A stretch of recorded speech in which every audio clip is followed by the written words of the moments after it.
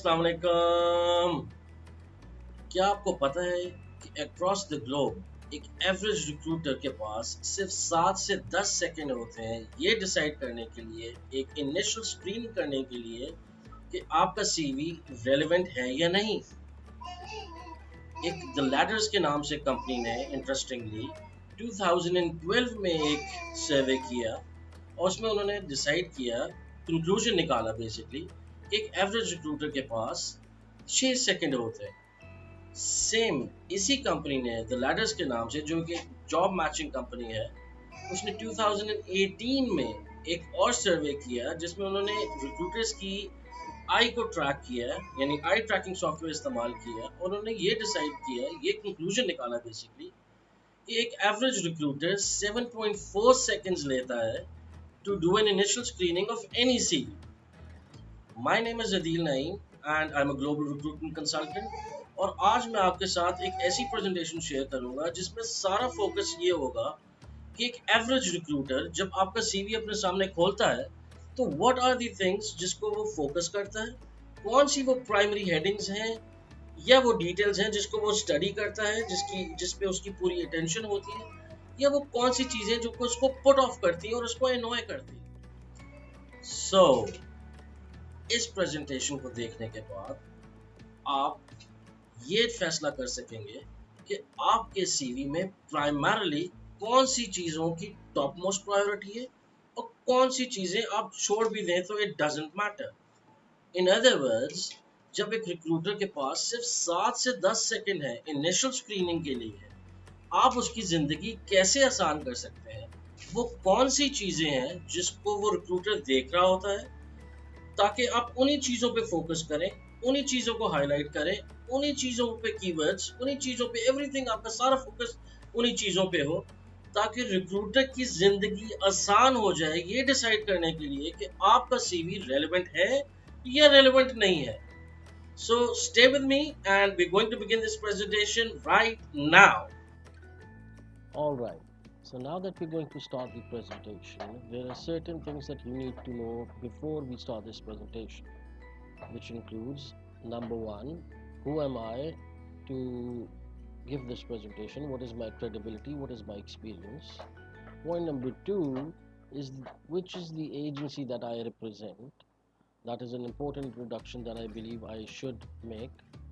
And point number three is the fact that what are the limitations which the recruitment agency or a recruiter has to face. So when I get these questions, when we as recruiters get these questions from your side कि हमने काफ़ी जगह apply किया था पर हमारी कहीं selection नहीं हुई या कहीं हमारी शॉर्टलिस्टिंग नहीं हुई, या हमारा बहुत डाइवर्स एक्सपीरियंस है और हमारा सेगमेंट ऑफ जो एक्सपीरियंस था वो रेलेवेंट था, तो हमारी क्यों सिलेक्शन या शॉर्टलिस्टिंग नहीं हुई। इन क्वेश्चंस को आंसर करने से पहले कुछ चीज़ें समझना ज़रूरी हैं, जिनमें से एक जो कि पॉइंट नंबर 3 है वो ये है कि लिमिटेशंस क्या होती हैं रिक्रूटमेंट एजेंसीज की या रिक्रूटर्स की। It's one and the same thing. So let's start from there. So for those of you, आप में से वो लोग जो कि मुझे पहली दफ़ा सुन रहे हैं या पहली दफ़ा देख रहे हैं, ये तारुफ उनके लिए है।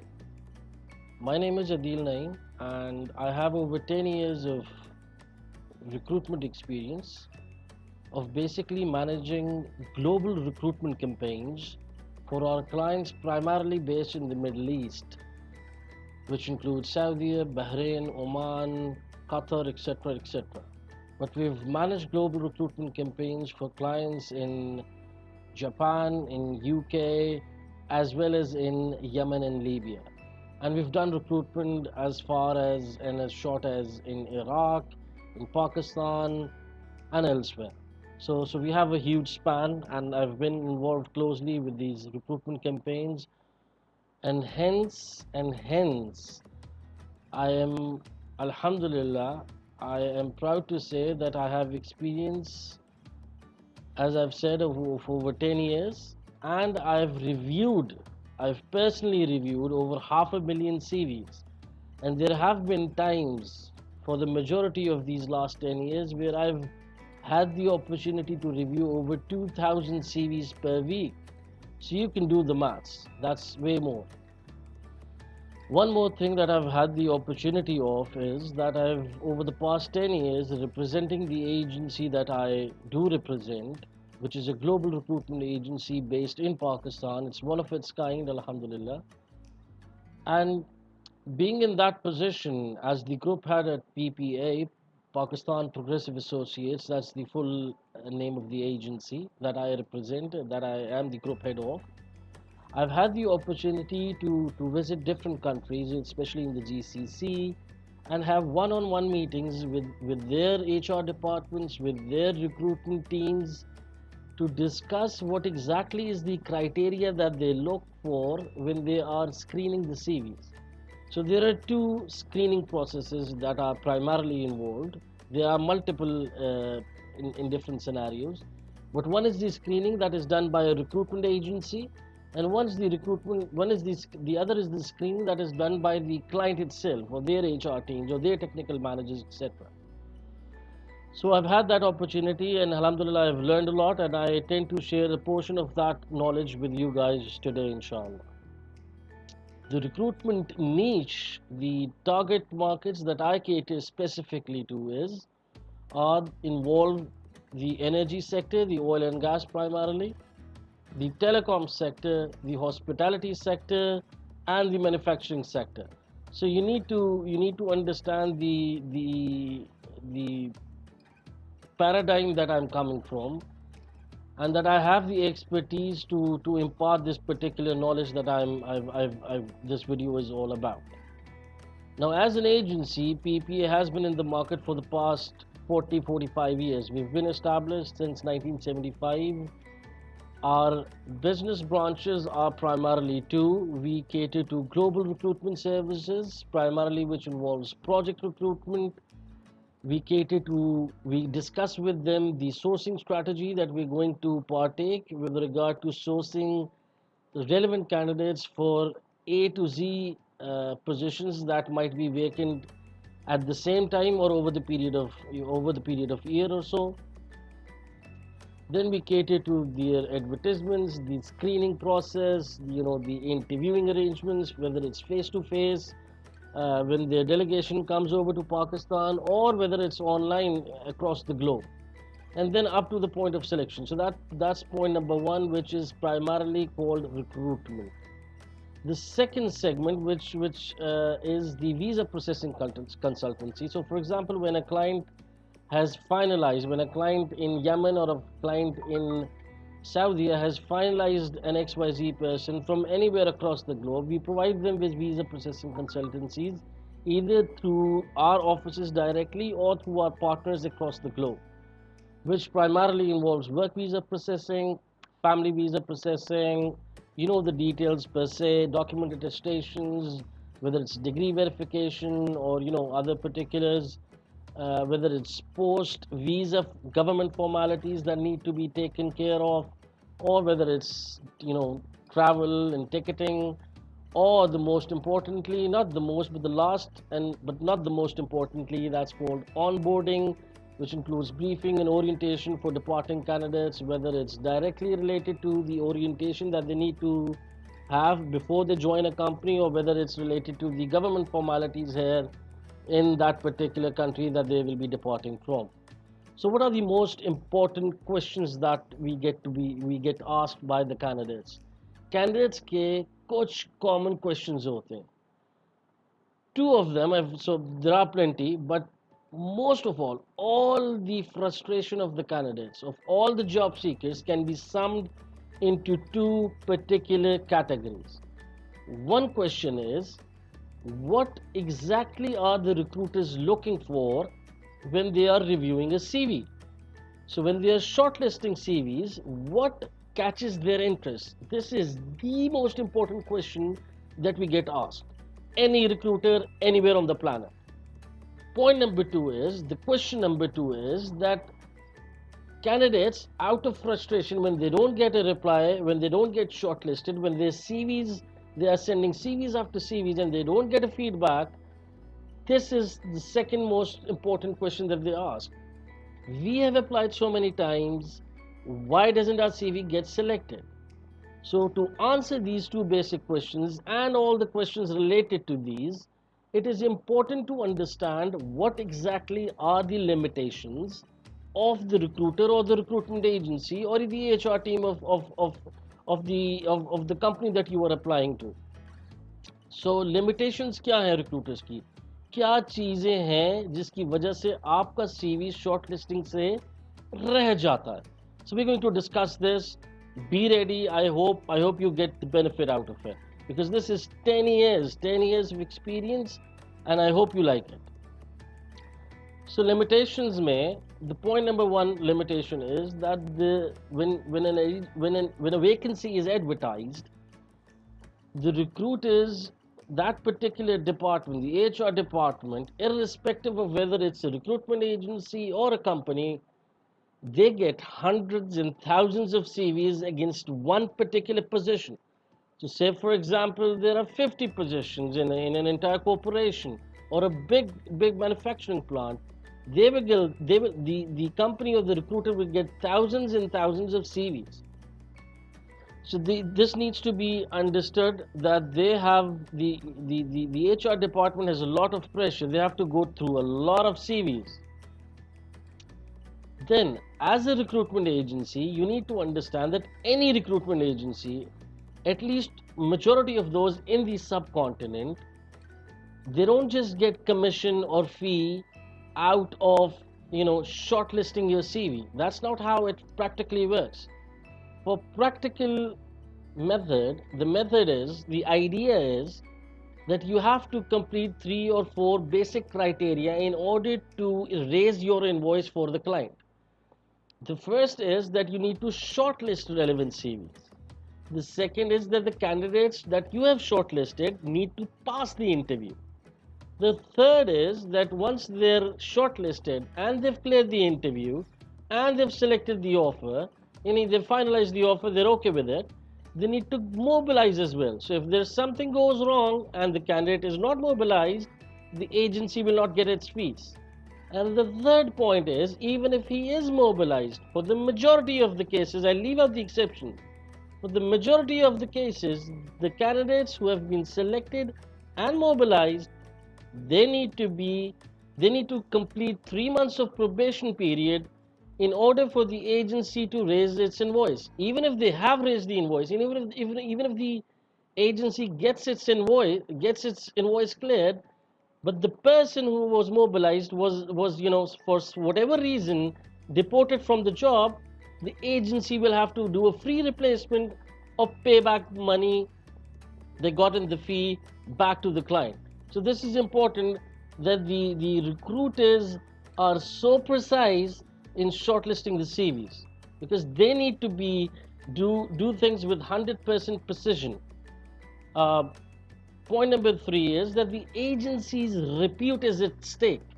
So it is not just about vacancy I, vacancy against CVs ऐसे पैसे जैसे भी पकड़े और आगे forward करिए. So it's not just grabbing the CVs, थोड़ा बहुत भी मिलता हो भेज दो, थोड़ा बहुत भी experience मिलता हो डाल दो, ऐसा नहीं होता. So this is not how it works.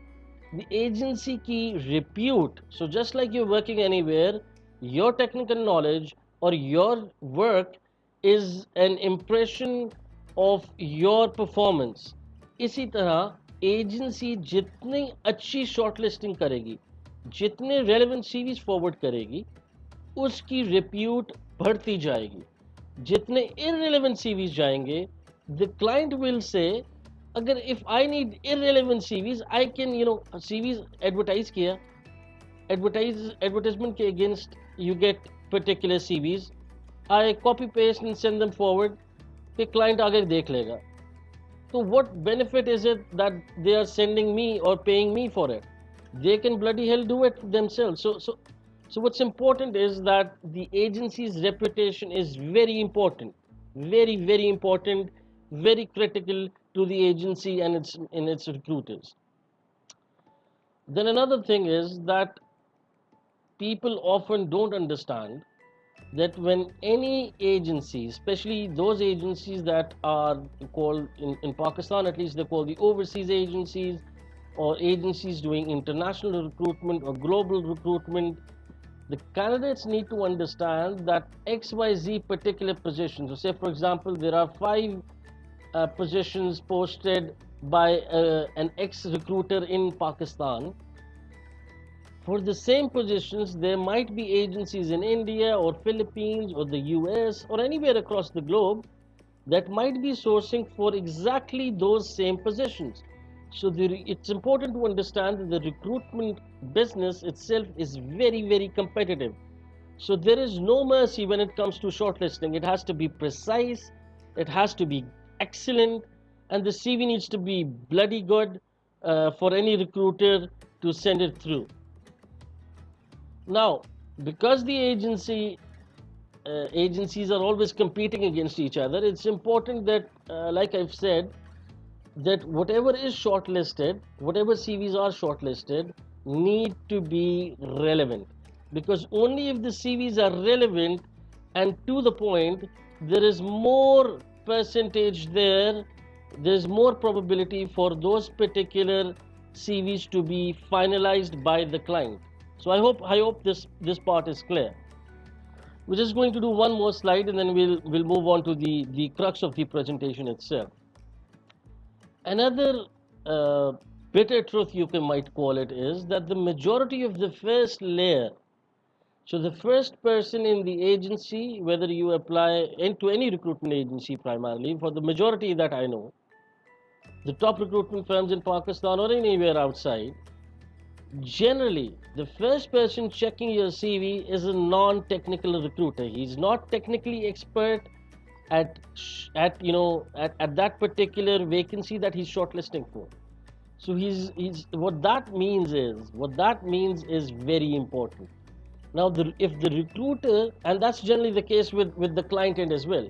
So when we, for example, or any agency does a technical screening primarily means, or a screening primarily means that we go through the CVs. When a recruiter goes through the CVs, he does not have the technical knowledge to understand each and every position from the technical aspect. So what he does is he's looking for keywords, he's looking for phrases, he's looking for well-known employers. If say for example, if it's a refinery, the recruiter would say, okay, I know XYZ refineries in Pakistan. If this guy has anywhere listed those refineries, I'll shortlist him. Otherwise, I won't. So the more the compounded knowledge of the recruiter, the more experienced he becomes. So this is also important knowledge for you to understand that many recruiters around the world might not even recognize. They might even disagree with this presentation part. But I tell you, I've traveled across GCC. I know the setup of within Pakistan, even those in Indian subcontinent, even those in Philippines, even those in the US. So I'm very pretty confident that for the majority of the recruitment agencies out there, the first line of screening is by a non-technical recruiter that might be re-evaluated by a technical manager, but the first line of screening is always by a non-technical recruiter. Hence, when the screening or is done and the shortlisted CVs are sent to the client, the recruiter of the client generally is also a non-technical guy.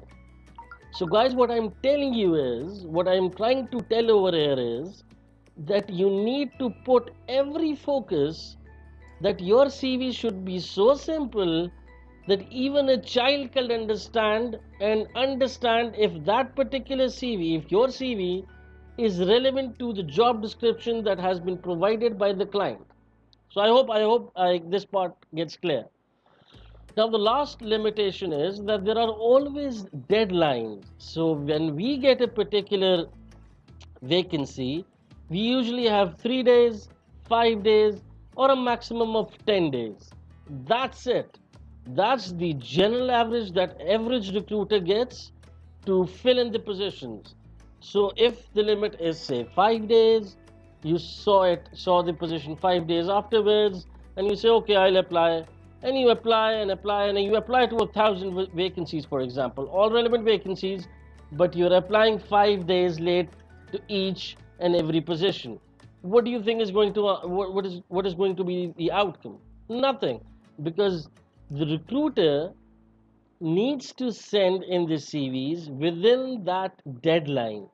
So if he gets the position today, he has 5 days. He advertises the position tomorrow or day after. That's 2 to 3 days. Hence, he only has 2 days, 48 hours to go through all the hundreds and thousands of CVs, shortlist the relevant ones, and then send it across to the client. And that's where the full stop comes. Until and unless in the pipeline down the line, the client says, okay, the CVs that you shortlisted were not relevant or did not mature, then you send us more CVs. So this is very important, that you need to keep yourself updated and apply as soon as the vacancies are put up. Now, this is the crux of the presentation, and this is where I believe I need your attention at the max. Now, when I said that a recruiter has 7 seconds, it does not. It doesn't. It's based on facts, but it's not a 7 second sharp window. It's just to give you an idea that he has 7 to 10 seconds, maximum 15 seconds. Now, within these seconds, your CV should be so crystal clear that he can get the gist of it. So he would have on one side of his mind the job description, the criteria, the qualification, the roles and responsibilities that have been provided by the client, and on one side he has your CV. So if you have put all the relevant material on your CV, then there are more chances that your CV will be shortlisted. That's common sense. But let's break it up. Now, what exactly are the things that a recruiter looks for when he scrolls down, when he skims down? He doesn't go in detail. That's the first mistake that everybody makes. On the first skimming, the recruiter is just skimming. He's just going through. He's not noting. He's not reading your roles and responsibilities in details. He's just skimming through your CV. So what are those things that a recruiter is, focusing on when he's skimming through your CV to make a decision whether or not he wants to read your CV in depth and in detail? So what are those things? Let's go through them. So before we go through it, let's just a few more points. Recruiters have a few seconds to decide. I've already told you this. Recruiters have to make instant decisions. I've told you this. It's either a yes or a no. It's based on what I've just stated. And the recruiters have an additional responsibility to make sure that you have not lied anywhere across your CV.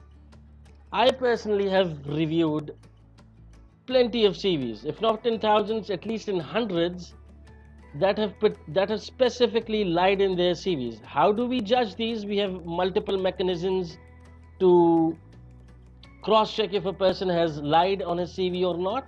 Let's leave that to another presentation. But please, I beg of you, don't ever, never lie on your CV. So what exactly does a recruiter look for? Now, a recruiter is looking specifically. So the first thing he might notice is your geography. So if a particular client has asked for an instrument engineer or an accounts manager or somebody from the hospitality, for the hospitality industry, and he wants somebody from specific geography. So say for example, he wants somebody from Pakistan or Philippines. If you're from India or you're from Central Asia or you're from the US, the recruiter would not shortlist you or would not even consider you for shortlisting. So that's point number one. Make sure you go through the vacancy and you decipher if that is relevant to your geography or not. That's point number one. That's very important. Another point is, the second point is, whether or not you have worked in the relevant industry. So that's what the recruiter is looking for. He's just skimming through. He's not going through in-depth reading of your CV. He's just skimming through. He's just noting the key points, and these are the key points. So say for example, if I get a vacancy from Bahrain Petroleum or any of the refineries, say Saudi Aramco Mobil Refinery or Saudi Aramco Shell Refinery or the ADNOC, and they say that we want a lead instrument engineer or a lead, say, I'll give you a better example. They want a lead mechanical engineer who has experience on rotary equipment. Now, for me, the number one thing would be whether or not the person has worked in a refinery. If the person has not worked in a refinery, then I would not shortlist him.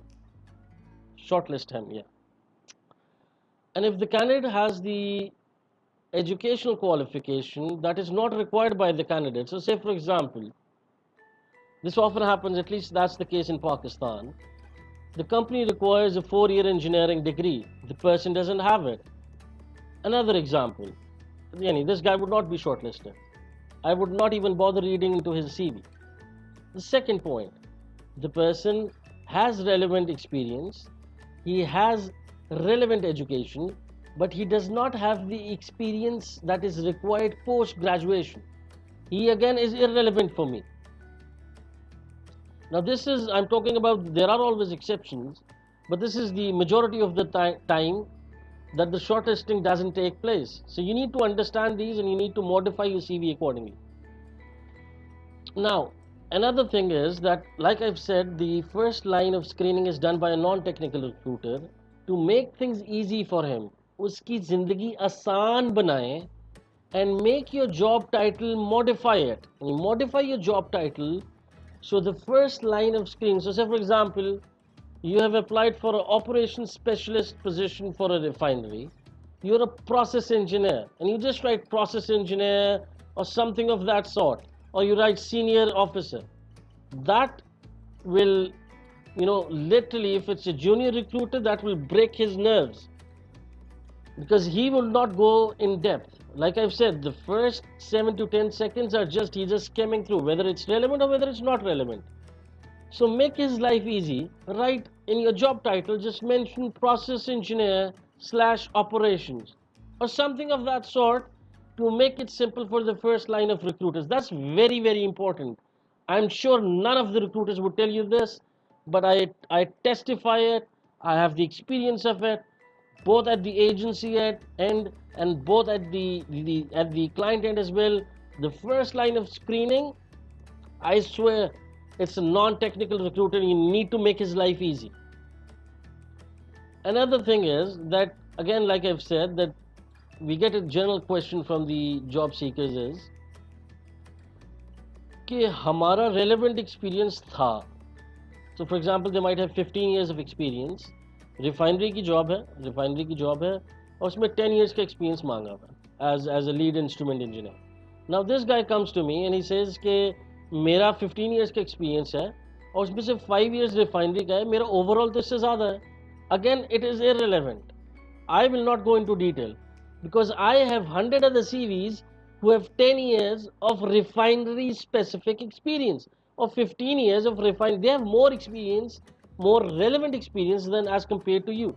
So you need to take this very seriously and understand where are the chances जिधर आपको feedback मिल सकता है और किधर आपके लो chances है या उधर अप्लाई करने की जरूरत है भी या नहीं है. Then another common mistake is that the candidates who are applying, the applicants, they make common mistakes. उनमें से common mistakes में से एक चीज़ ये है कि से for example आपने SAP पे काम किया. Now आपकी particular position ऐसी हो सकती है उस refinery में या उस manufacturing plant में या कहीं भी गैस plant में कहीं पे भी आप काम कर रहे हैं कि आप ये assume करें कि जब एक technical guy पढ़ेगा, technical manager पढ़ेगा, तो he will understand that I have worked on SAP. SAP is a software. So don't make that assumption. Never, ever make that assumption, please. Because if you haven't mentioned SAP, if it's an ATS screening system, you will fail. You will not get the marks for SAP. And B, if it's a non-technical recruiter that is doing the first line of screening, he will not see the word SAP and he will put your CV as a backup to be considered maybe later if he doesn't get the CVs. If he reviews the other 1,000 CVs and still doesn't get it, he might re-review or he might drop you a call if he gets that chance. So don't always, you know, write everything down to detail, mention all your skills, all your softwares, and all the relevant ones which are mentioned in the vacancy that you in particular are applying against. So please do mention that. Similarly goes for the mechanical engineers. If you're applying for a rotary, rotary equipment maintenance or something of that sort, please mention rotary equipment, rotary machinery, or something of that sort. The words rotary should be there because that's the first thing that the non-technical recruiter would be looking for. And if he doesn't find if he's skimming through your CV and he doesn't find these words, and you can pick a CV and you can be held sure that it won't take 5 to 10 seconds for you to go through these points. So please take this seriously. Now, besides these, there are some things जो कि recruiters को बहुत बहुत annoy करती हैं. It's a nuisance, and I swear, please do not mention them on your CV. The first is objective. Objective का मकसद ये होता है कि आप अपनी जिंदगी में क्या चाहते हैं, which is irrelevant. एक क्लाइंट या एक रिक्रूटर ये चाहता है कि आप ऑफर क्या कर सकते हैं. They don't care what you want in life. So please इसको make it something else, make it a vision, think over it. I will do another presentation. I will show you the practical specimen of what should be in the first half of your CV. अगर अभी तक आपको clear नहीं हुआ तो let me be very specific. एक recruiter, on average senior recruiter, आपके CV के फर्स्ट हाफ को देखता है, and that is where the major chunk of your data should be. It should be concise, it should be comprehensive, and it should detail all the skills and whatever is your experience and everything. It should be the summary of who you are as a professional. That is your real state. जिस तरह सोना पड़ा होता है, ये gold पड़ा होता है, that is your value, that is your asset. इसी तरह आपके पास अगर कोई अच्छा घर है डिफेंस में और somewhere in the prime location, that is your asset. इसी तरह सीवी का first half, that is your asset. I'll do another presentation on it, but for now you need to know what are the points that annoy the recruiter. Recruiter के लिए वो irrelevant information है. Another thing that I see, especially for the fresh grads, is they mention their hobbies. It is irrelevant. Please, nobody cares. The third thing is, a lot of people, even those in the senior, even those in the, those senior professionals, 10, 15, 20 years of experience, they mention these generic laundry skills, what I call them, what is generally called laundry or generic skills. इसमें leadership आ जाती है, work ethics लिख देते हैं, problem solving लिख देते हैं. It is irrelevant. Why is it irrelevant? Because this is your self-assessment of yourself, which again nobody cares. Yes, if you have a certification on appreciation on work ethics, an appreciation on leadership, if you've done a particular certification or seminar or webinar or something of that sort, yes, it's worth mentioning. But otherwise, as generic self-assessment of yourself, it is uncalled for, it is a nuisance, it is an annoyance. Do not mention it on your CV, please. Again, another point, interests, nobody cares, please don't. So I hope it is clear. And yeah, especially those in the subcontinent, India, Pakistan, Sri Lanka, these guys, us, please, when you come up to a recruiter and you try to use references such as मैं आपके चाचा का, फलाने का, मम्मा का, पापा का या ताया का, ये रेफरेंस आप लड़ाने की कोशिश करते हैं, it is irrelevant. क्योंकि मैंने आपको ये बताया, I've told you, these personal references do not count. Why don't they count? They might count if the competition is very, very high and you have all the relevant expertise and the reference would let the recruiter push the recruiter to send in. If he's already sent 10 CVs, he might add yours as well. But if it is irrelevant, and the recruiter knows that sending your CV, whether it's from your chacha, mama, taya, pupa reference, if he sends the CV, there is no advantage for him, but only a disadvantage, as you know, the agency's repute will be at stake. He will not send it. And if it is relevant, he will send it whether or not you give him your mama taya chaya pupa reference. So please don't do this. And I hope you got the benefit out of this presentation. I hope, I really do. Do let me know. Do give me a thumbs up. Do leave your comments and suggestions. Uh, I will do another presentation which you can have a look right now. This is a generic image which basically is about a comprehensive plan for job search. I'll do another presentation on this separately. It starts with self-assessment, your own knowledge, your own passion, your profession and everything, and goes all the way down to finding a job, moving to a new job, and self-assessing your strategy of job search. So I'll do another presentation on this. Meanwhile, thank you for your time, and I hope you got the benefit out of this presentation. Take care, bye-bye, and do subscribe to our channel, PPA, Pakistan Progressive Associates, and do leave your comments. And if you have any topics that you want me to cover in the next presentation, you feel free to send in me a text.